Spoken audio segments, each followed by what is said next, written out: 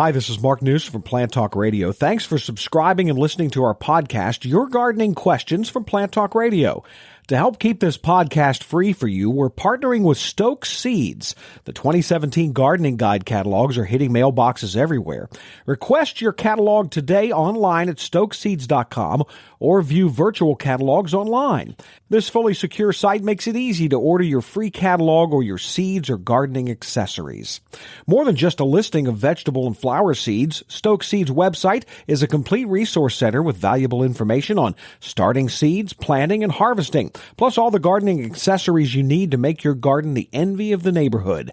Get growing with Stokes. We'll have more from Stoke Seeds in the next few weeks. Right now, today's question.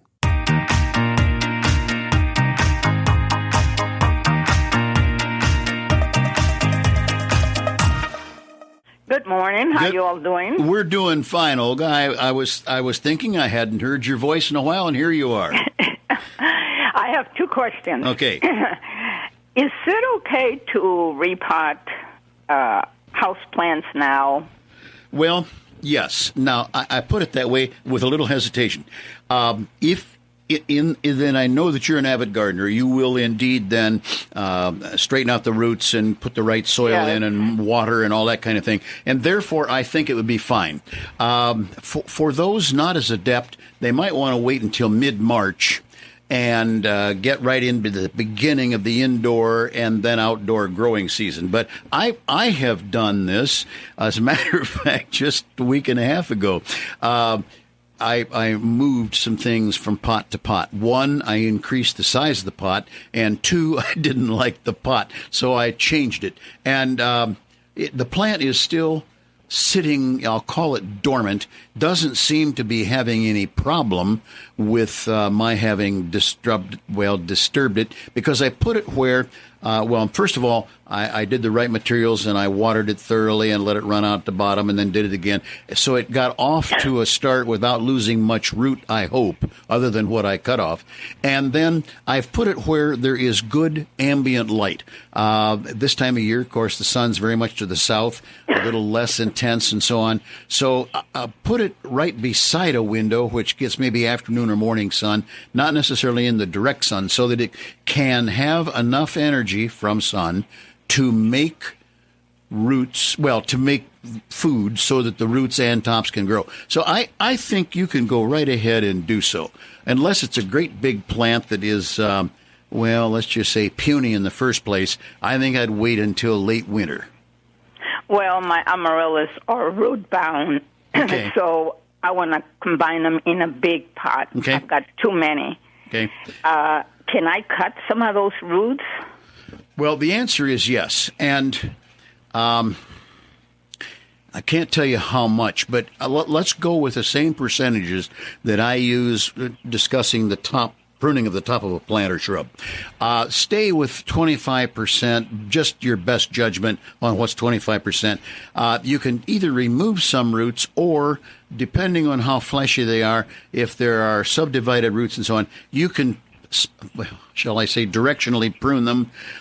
You can break up that crust of roots that's right along the outside of the pot, the outside of the root mass within the pot, if it has started to circle.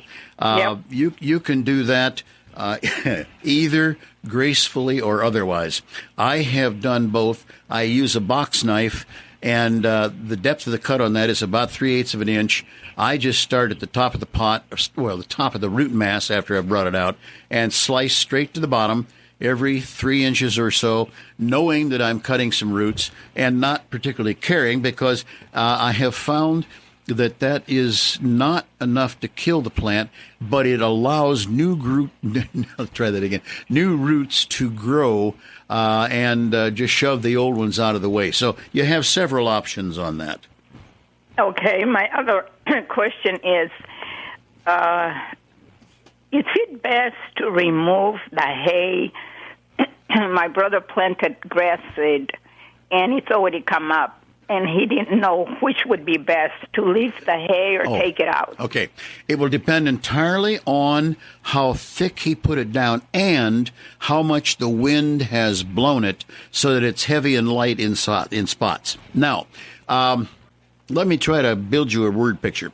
When you get done strawing or haying the area that you put seed down in, if you look down at your toes, you should see, theoretically, straw 3 to 5 pieces deep.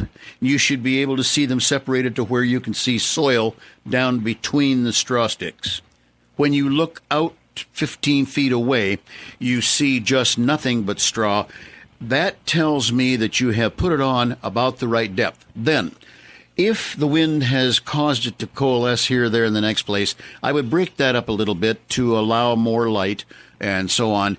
But most straw, if it isn't too deep in the first place, can just deteriorate on the spot. So, hopefully you can use my loose recommendation to know what to do, and it probably will vary within the seeded area.